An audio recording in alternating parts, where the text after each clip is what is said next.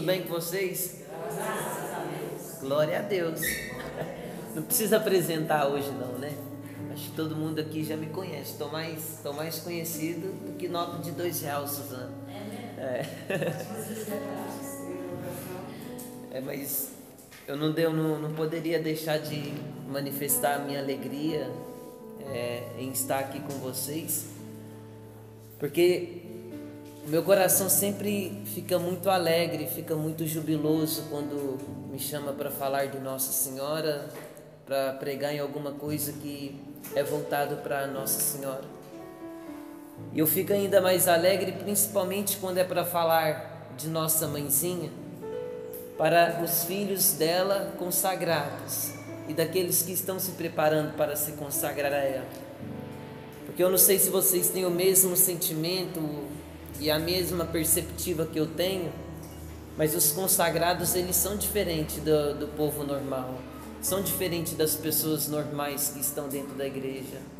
Porque eu vejo que os consagrados são pessoas mais maduras, são pessoas que verdadeiramente se abrem para conhecer a verdade, são pessoas que verdadeiramente querem buscar a verdade, querem buscar o paraíso. Então não tem nada mais alegre para mim do que falar de Nossa Senhora para aqueles que querem ver a Santa Mãe de Deus no paraíso, que quer contemplar a Deus face a face, juntamente com Nossa Mãe Maria Santíssima. E aquilo que eu falei para vocês nesse encontro mariano, da qual nós propomos fazer para obter um conhecimento mais agudo, mais profundo acerca de Nossa Senhora, para que se cumpra na nossa vida aquilo que Santo Agostinho falou no século IV. Nós só amamos aquilo que conhecemos, e nós só vamos amar a Nossa Senhora verdadeiramente quando mais agudamente, mais profundamente nós conhecemos sobre ela. E como a palavra vai dizer em Provérbios capítulo 19, versículo 2, aonde não há conhecimento, o zelo não é bom. Se nós não tivermos um conhecimento agudo, muito profundo acerca de Nossa Senhora, nós não vamos ter zelo com a devoção à Santa Mãe de Deus.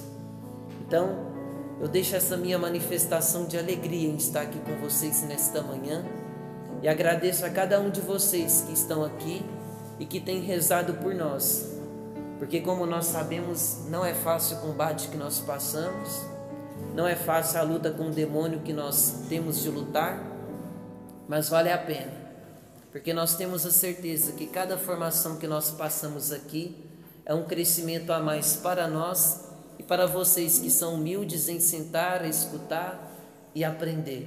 Amém? Amém. Então, como nós estamos tanto no mês passado como nesse mês voltado para os dogmas de Nossa Senhora, mês passado a gente falou sobre qual dogma, gente? Maria, Mãe de Deus, e virgindade perpétua de Maria Santíssima. Hoje então nós vamos falar sobre a Imaculada Conceição e sobre a Imaculada Assunção de Nossa Senhora aos céus. E para iniciar então esta formação, vamos dizer assim, essa discussão, né, Suzana, que é cada um apresentando as ideias e tal, eu queria iniciar com vocês com a palavra da Sagrada Escritura, em Gênesis capítulo 3, versículo 15, no primeiro livro da Bíblia, livro de Gênesis capítulo 3, versículo 15.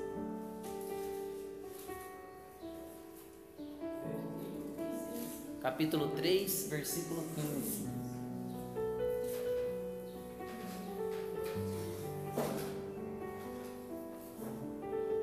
Pode seguir com a leitura, gente? A palavra vem dizer assim para nós nos seguintes termos: porém, inimizade entre ti, serpente, e a mulher, entre a tua descendência e a descendência dela. Ela te esmagará a cabeça e tu lhe ferirás o calcanhar.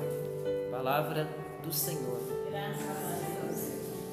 Como eu disse para vocês, esta primeira formação ela será voltada para a Imaculada Conceição de Nossa Senhora.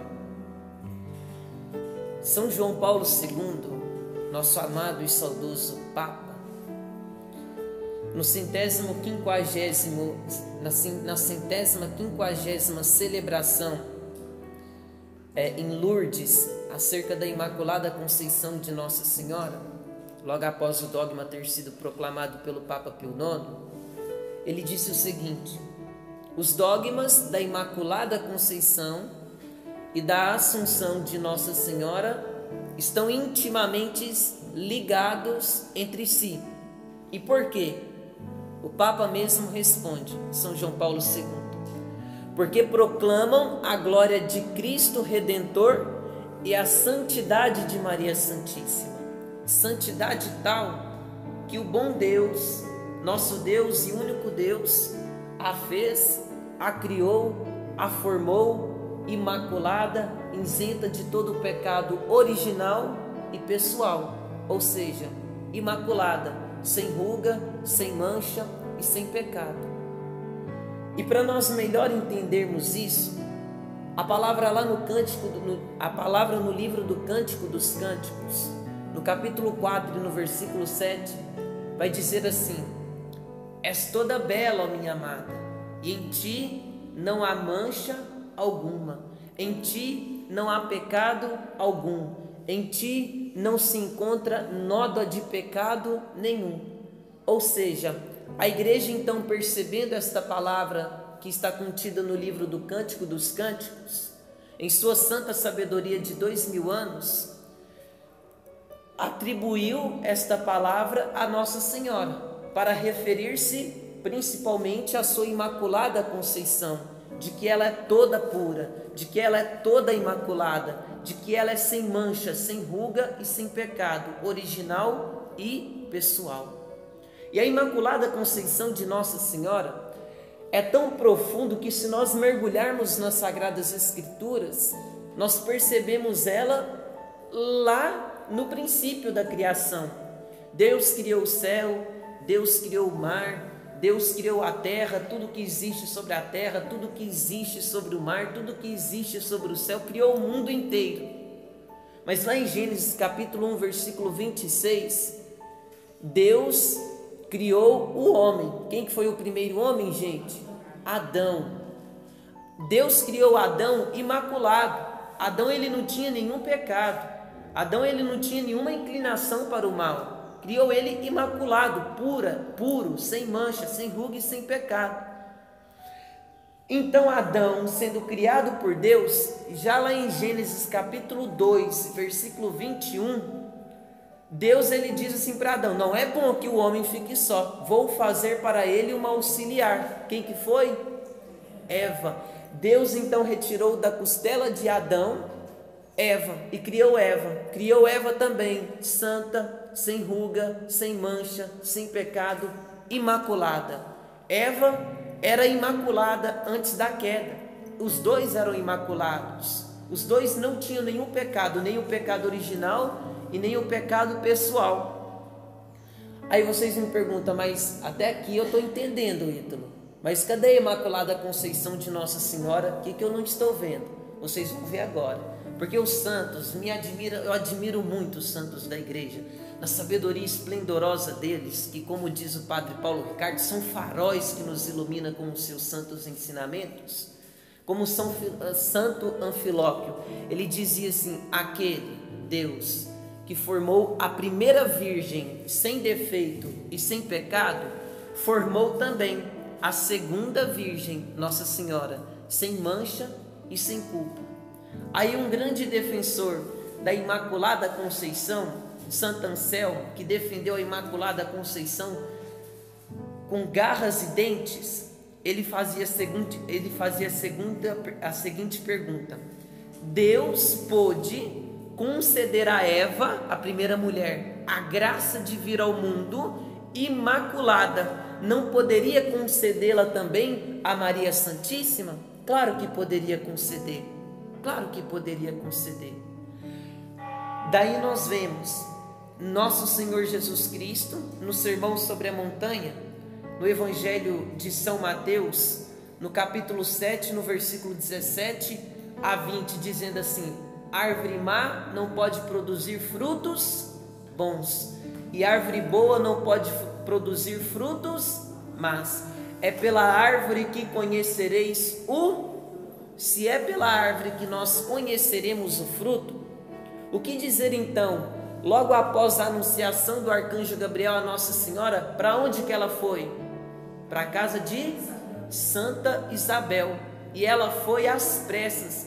No momento que ela chegou na casa de Santa Isabel, que ela saudou Santa Isabel, o Espírito Santo desceu, santificou São João Batista no seio de Santa Isabel. Santa Isabel, conduzida, guiada e tomada pela ação do Espírito Santo, no Evangelho de São Lucas, no capítulo 1 e no versículo 42, o que ela diz? Que o fruto do ventre de Nossa Senhora é bendito, ou seja, é bom. E quem que era o fruto do ventre de Nossa Senhora, gente? Nosso Senhor Jesus Cristo. Acerca de Nosso Senhor Jesus Cristo, São Pedro, ele diz lá na sua primeira carta, no capítulo 2 e no versículo 2, Jesus Cristo não cometeu nenhum pecado. E o autor desconhecido da carta aos Hebreus, no capítulo 7, no versículo 26, ele diz o seguinte, que Jesus, ele é inocente, puro, imaculado e sem pecado. Agora veja bem, se nosso Senhor Jesus Cristo, que é o fruto de Nossa Senhora, é imaculado, se ele é o fruto imaculado, ele deveria nascer de qual árvore? De uma árvore imaculada. E de quem ele nasceu? Da árvore da vida, da árvore pura, da árvore imaculada. Quem que é? Nossa Senhora. Deu para entender? Posso prosseguir? Aí acerca dessa imaculada conceição de Nossa Senhora, dessa imaculatez de Nossa Senhora, Santo Agostinho, entusiasmadamente, lá no século IV, ele dizia assim, não se deve tocar na palavra pecado, não se deve nem tocar na palavra pecado, quando se trata de Maria Santíssima, e isso por respeito a Jesus, que mereceu ser a sua mãe, o qual a preservou de todo o pecado por sua graça. Nossa Senhora, ela foi preservada de todo o pecado original e atual, de todo o pecado original e pessoal, pela graça de Deus, pela graça do Divino Redentor. Lá no Santo Evangelho de São Lucas, no capítulo 1, no versículo 28, quando o arcanjo Gabriel aparece para Nossa Senhora, o que ele disse? O que ele diz? Ave cheia de graça. Aqui, cheia de graça, está no grego, keraritomene, explosão de graça. Ou seja, aquilo que Santo Afonso Maria de Ligório diz, a plenitude da graça estava sobre Nossa Senhora. Aí Santo Ambrósio, que é bispo de Milão, Stephanie, acho que é bispo de Milão mesmo. Ela era assim com Santo Agostinho, era assim com Santo Agostinho. Tanto é que um pouco da conversão de Santo Agostinho veio através dele também. Ele dizia assim, a expressão cheia de graça do arcanjo Gabriel a Nossa Senhora significa que ela é isenta de todo o pecado original e atual. Entendeu agora o porquê que Nossa Senhora é imaculada? Por quê? Por causa da graça de Deus que a favoreceu. E nós podemos entender essa verdade, que ela foi imaculada pela graça de Deus, através de uma passagem das Sagradas Escrituras que abre a nossa mente para nós entendermos isso melhor e mais claramente. Uma passagem que está contida no livro de Sabedorias, no capítulo 1 e no versículo 4. Aonde vai dizer assim, preste atenção, a sabedoria não entra numa alma maligna, ou seja, não entra numa alma marcada pelo pecado original, não entra numa alma marcada pelo pecado grave. Aí o livro de Sabedorias, no capítulo 1, no versículo 4, continua dizendo, a sabedoria, não habita num corpo devedor ao pecado. Como nós sabemos, nosso diretor espiritual, São Luís Maria Grignon de Montfort, ele diz que a sabedoria encarnada é nosso Senhor Jesus Cristo.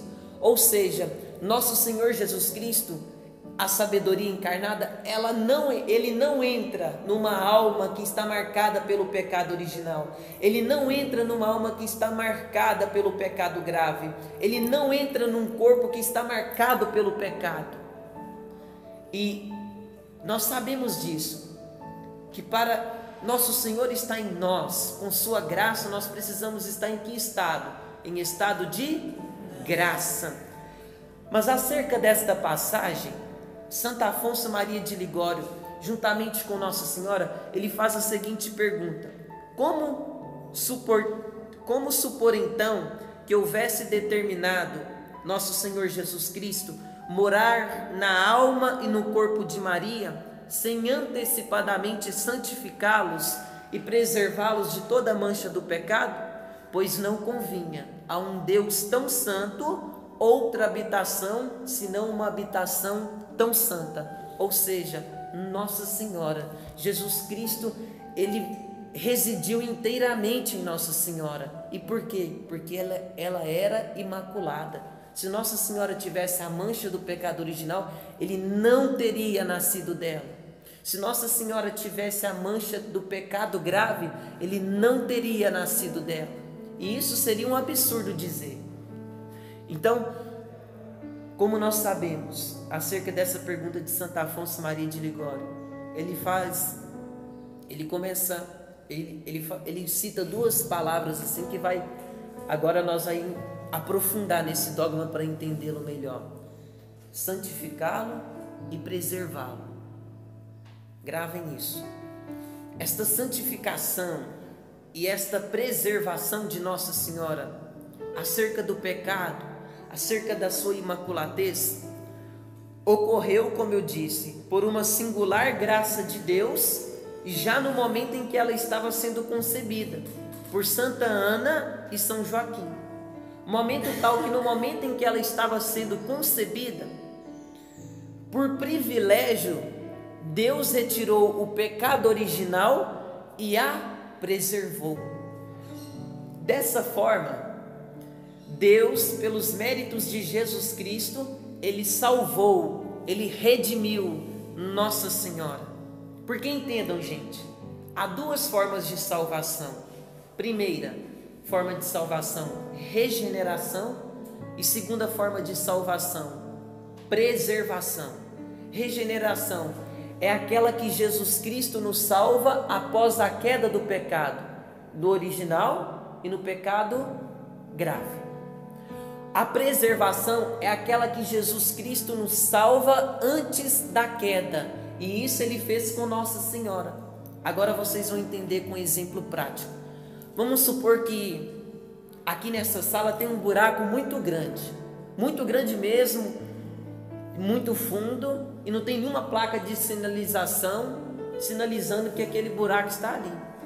Vamos supor que uma pessoa desapercebida, ela vem caminhando e de repente ela cai naquele buraco e estraçalha lá embaixo. Ela vai quebrar algum osso? Sim ou não? Ela vai machucar? Sim ou não? E vai machucar muito. Aí eu pergunto, se ela quebrar algum dos ossos e machucar muito, ela vai conseguir sair dali sozinha? Também não. Mas vamos supor que eu estou passando, eu percebo aquele buraco. No momento que eu percebo que aquele buraco está ali, que eu olho lá para baixo, eu vejo que aquela pessoa está lá, toda estraçalhada no chão. Eu vou e ajudo ela a sair dali de dentro e levo-a para o hospital. Vocês concordam comigo que eu salvei essa pessoa? Eu salvei ela após a queda. E isso Jesus Cristo faz com nós, tanto na queda do pecado original pelo batismo, e tanto na queda do pecado grave, pela quê? Pela confissão. Então ele nos salva, nos redime. Agora, o exemplo prático da segunda forma de salvação, preservação. Vamos supor, tem o mesmo buraco aqui, muito fundo, e a pessoa desapercebida está caminhando. Vamos supor que eu estou vendo essa pessoa passando desapercebida. Quando ela quase vai cair naquele buraco, eu vou, puxo o braço dela e a preservo de cair. Vocês concordam comigo que eu salvei ela? Salvei ela antes da Assim também foi com Nossa Senhora. Jesus salvou ela antes dela cair. Jesus salvou ela antes da queda do pecado original. Jesus salvou ela antes da queda do pecado pessoal, pecado mortal. Deu para entender, gente? Tem certeza? Posso prosseguir? Então, essa salvação, redenção de Nossa Senhora antes da queda, Nossa Senhora falou sobre isso lá no Evangelho de São Lucas, no capítulo 1 e no versículo 42, quando ela vai dizer assim: minha alma glorifica ao Senhor, o meu espírito exulta em Deus, meu Salvador. Ou seja, ela está dizendo: o meu Deus me salvou antes da queda do pecado original. O meu Deus me salvou antes de toda a queda do pecado pessoal. Era isso que ela estava dizendo. E essa tal preservação não é loucura, como alguns dizem por aí. Não é doidura da nossa cabeça, da Igreja Católica que inventou isso. Não.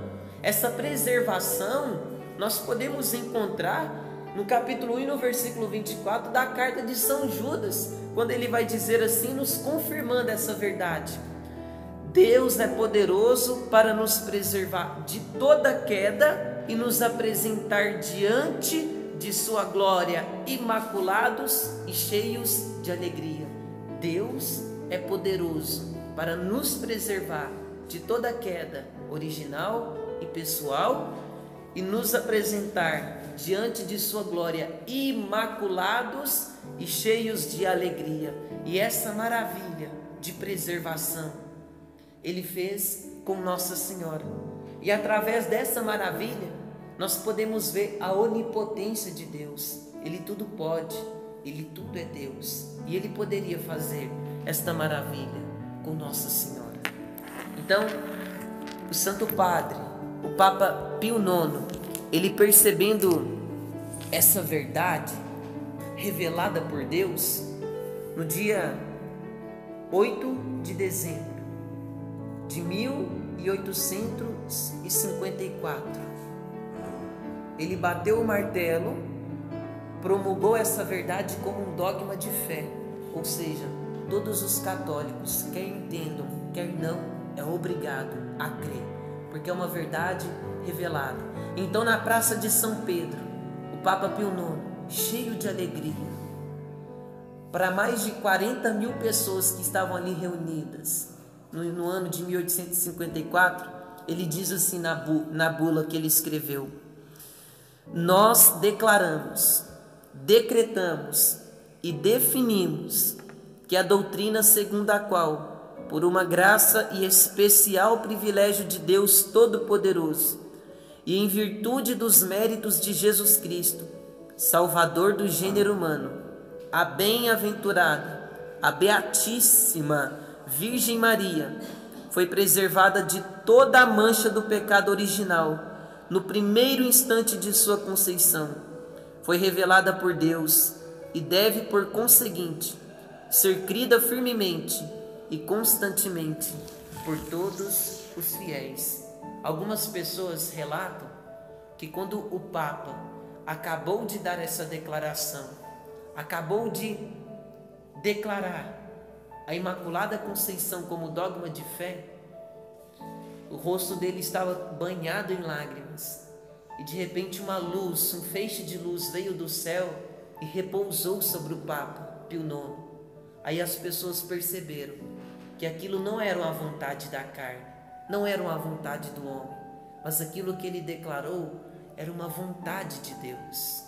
Tanto é que um cardeal, que foi assim a chave para o Papa declarar essa verdade como um dogma de fé, ele disse assim para o Papa, que o dogma da Imaculada Conceição iria salvar o mundo, porque é um dogma muito profundo e que nos revela o poder de Deus na vida de Nossa Senhora. É tão interessante e deixa a gente tão cheio de alegria, que antes do dogma ser proclamado pelo Papa Pio IX e depois do dogma ter sido proclamado pelo Papa Pio IX, Nossa Senhora 2 vezes nos confirmou a sua Imaculada Conceição. Antes do dogma, em 1830, na França, Nossa Senhora apareceu para Santa Catarina Labouré. E no momento que ela apareceu para Santa Catarina Labouré, a santa, ela relata que ela viu a Nossa Senhora, aquela Nossa Senhora das Graças, azul toda lá. Mas embaixo dos pés de Nossa Senhora havia um globo, e nesse globo estava escrito assim: ó Maria concebida sem pecado, a Imaculada Conceição. Depois do dogma ter sido proclamado, 2 anos depois, em 1858, para Santa Bernadette, uma santinha que até hoje o corpo dela está incorrupto, de tão pura que ela foi. Nossa Senhora apareceu para ela. Aí os cardeal da igreja que estavam duvidando da aparição falaram para Santa Bernadette: quando ela aparecer para você, pergunta quem que é para nós saber. Aí, se não me engano, na segunda aparição em Lourdes, na França, Santa Bernadette olha para Nossa Senhora e pergunta: quem é você? Aí Nossa Senhora olha para ela e fala: eu sou a Imaculada Conceição. Esse dogma proclamado pelo Papa Pio IX foi confirmado pela própria Nossa Senhora. Então não tem o porquê da gente duvidar, da gente ficar criando dúvida no nosso coração, da gente ficar dando bola, dando ouvido para aquilo que os protestantes dizem, que eles negam completamente a Imaculada Conceição, e até mesmo muitos católicos que negam a Imaculada Conceição de Nossa Senhora. E com essas confirmações todas que Nossa Senhora deu, que o próprio Deus deu através do Papa Pio IX, nós podemos dizer o seguinte ditado para aqueles que duvidam e para aqueles que nos contradizem: contra fatos não há argumento. Qual que é o fato? As confirmações. Aí eu fico muito alegre, porque Santo Afonso Maria de Ligório, ele fundou a Ordem dos Redentoristas. E em Nápoles, na Europa, tem uma casa dos Redentoristas. E lá tinha alguns padres, e de repente, no ano de Santo Afonso Maria de Ligório, 1800 alguma coisa, antes do dogma ter sido proclamado, uma mulher foi confessar com o padre. Mas no momento dela estar se confessando, ela falou assim: padre, eu já não aguento mais, meu marido não confessa, meu marido está todo disperso, ele não mais caminha com Deus, não quer ter comunhão com Deus, já está sem confessar, já tem muito tempo, padre.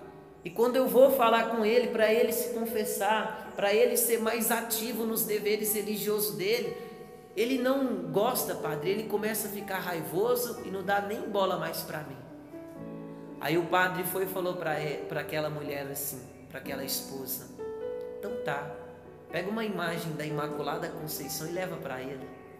Naquele dia aquela mulher pegou a imagem da Imaculada Conceição, mas ainda ela duvidou um pouquinho. Aí ela foi e de novo tocou no assunto com o marido dela: e aí, que dia que você vai confessar? Você vai ficar nessa vida e para o resto da vida sem confessar, sem comungar, sem cumprir os deveres religiosos? E o que o marido dela fez? Ficou bravo. Aí de repente ela falou assim: também não tento mais não. Pegou a estampa de Nossa Senhora, a imagem de Nossa Senhora da Imaculada Conceição, e deu para o marido dela.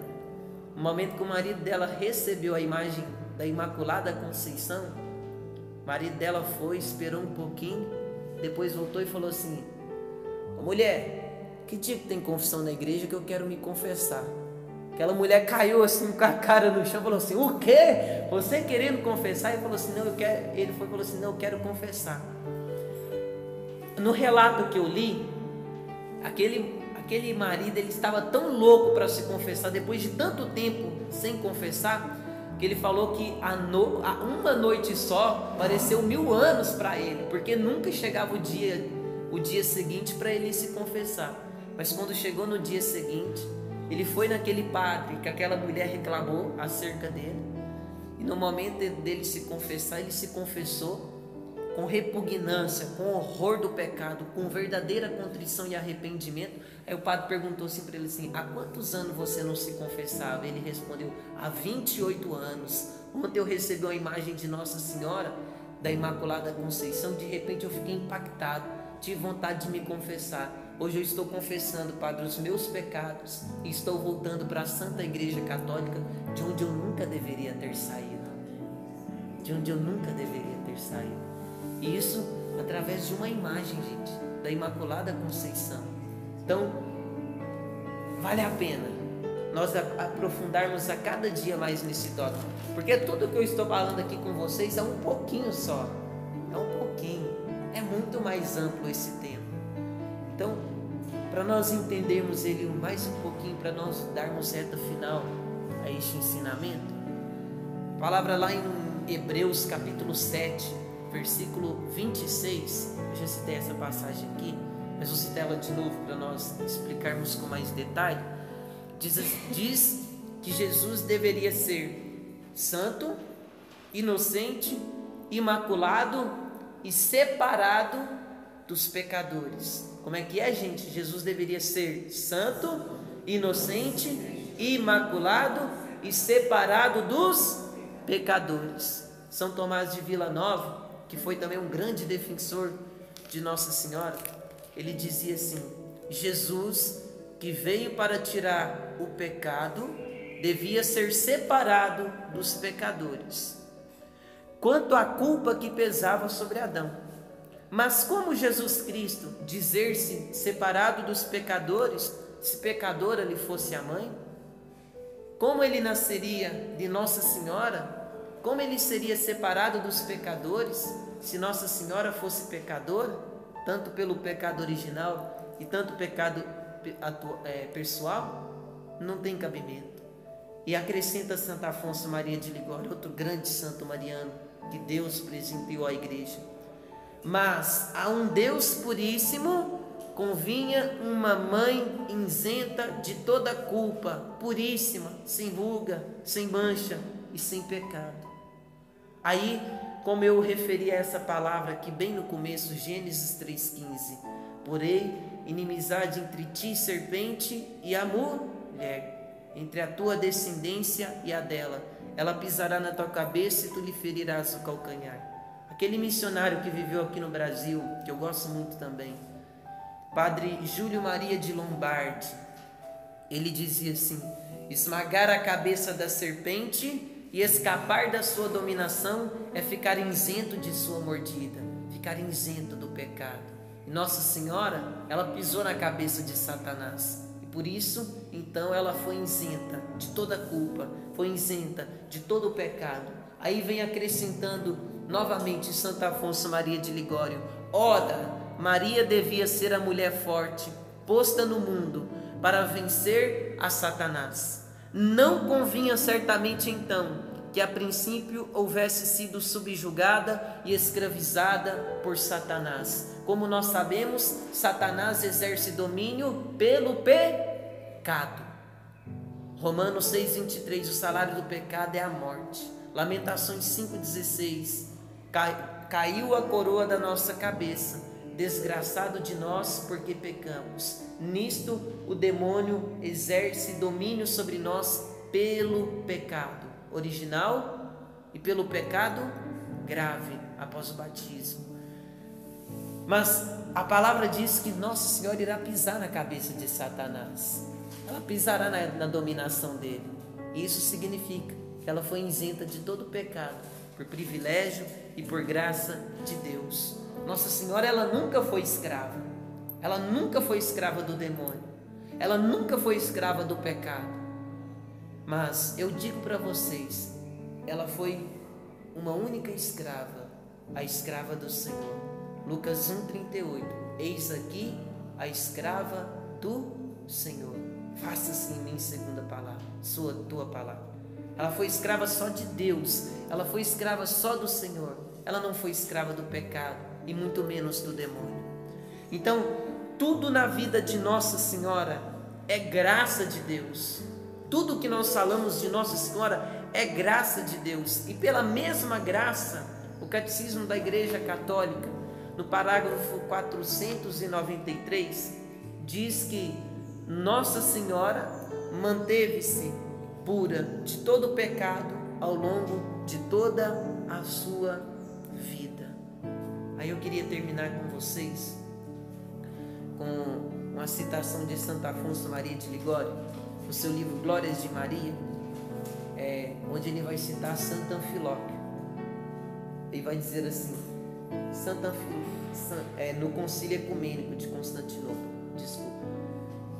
no 6º Concílio Ecumênico de Constantinopla, durante o ano de 680 e 681, falou Santo Sofrônio: o Filho de Deus baixou ao ventre de Maria, guardado intacto por casta castidade, e a Virgem estava isenta de todo contagio no corpo e na alma. São João Damasceno é de opinião que de Maria, como de um limo puríssimo, o Verbo eterno, se escolheu a forma humana, que o corpo da Virgem não herdou a mancha de Adão, embora dele tenha sua origem, nos garante Nicolau, monge. Por sua vez, São Bruno de Segni anuncia: é Maria, terra abençoada por Deus, e por isso isenta de todo contagio de pecado. Nossa Senhora é imaculada, desde a sua concepção e durante toda a sua vida. Nossa Senhora, ela é imaculada, nós não somos, nós somos maculados. Enquanto nós estivermos nesta vida, nós iremos lutar para não cair em pecado. Algumas vezes nós iremos cair, porque nós somos maculados, mas Nossa Senhora é imaculada e ela tem poder. Ela pode nos levantar de toda queda e nos fazer perseverar, para que um dia nós possamos estar no paraíso, cantando a glória de Deus, cantando as glórias de Maria e dizendo para ela: ó Maria concebida sem pecado, rogai por nós que recorremos a vós. Um dia nós vamos poder dizer para ela: graças vos damos, Santa Rainha de Deus, que pela vossa imaculada conceição, tantas vezes durante o momento que nós estávamos na terra, a Senhora nos levantou e não nos deixou ser escravizado por Satanás. É no céu nós veremos toda a pureza de Nossa Senhora. No céu nós veremos todo o brilho de Nossa Senhora. No paraíso nós veremos todas as maravilhas de Nossa Senhora, todas as maravilhas que Deus fez através dela. Pode ter certeza que mesmo nós sendo maculados, muitas vezes nós iremos cair. São Bernardo de Claraval, no seu lindo cântico, ele diz: se tu caíres, ela te levantará, ela nos levantará, ela nos levantará e nos dará a graça de evitarmos todo o pecado. Enquanto nós estamos aqui neste mundo, nós então apenas só dizemos para ela: mãe, me ajuda. É difícil, mas a Senhora é a esmagadora de todo o pecado. E se for da graça, da vontade de Deus, quem sabe alguns de nós aqui não recebamos a graça de não cometer nenhum pecado venial e mortal mais. Isso nós podemos obter por meio de Nossa Senhora, que São Luís fala que é o caminho fácil, o caminho curto, o caminho perfeito e o caminho seguro para chegarmos a Jesus, a união com Jesus. Nós sabemos que a união com Jesus é a perfeição, é a santidade. E Nossa Senhora, aquela que é isenta de toda culpa, de todo pecado, aquela que é imaculada, é ela que vai nos ajudar a vivermos a santidade. Beato José Alamano, ele dizia: procurar a santidade sem Maria é como querer voar sem asas. Eu digo para vocês, sejam santos, sejam santas, busque a santidade a todo momento, mas porém com Nossa Senhora, que é mais fácil. Nessa vida, gente, é um vale de lágrimas. Nós vamos ser perseguidos, nós vamos ser caluniados, nós vamos ser completamente contraditados por aí, mas a Imaculada Conceição, a Nossa Senhora, ela nos ajudará a suportarmos tudo e a fazermos com que o sofrimento se transforme em amor. que é o que vai nos levar para o céu. Então eu desejo do fundo do meu coração que vocês sejam verdadeiramente, cada vez mais, estudando sobre os dogmas de Nossa Senhora, sobre toda a doutrina de Nossa Senhora, que vocês sejam impactados pela devoção à Santa Mãe de Deus. Porque, como dizia o Padre Júlio Maria, é tempo de Nossa Senhora, chegamos no tempo de Maria Santíssima. Então estudem sobre ela, busquem ela, porque é ela, a Imaculada Conceição, que irá salvar a igreja, que irá sustentar a igreja, que irá proteger a igreja e nós também. Então, no final desta formação, eu desejo mesmo, do fundo do meu coração, que vocês possam levantar a cabeça, defender Nossa Senhora dos ataques protestantes, dos ataques dos próprios católicos que se dizem católicos, mas que na verdade de católicos não tem nada. E que vocês amem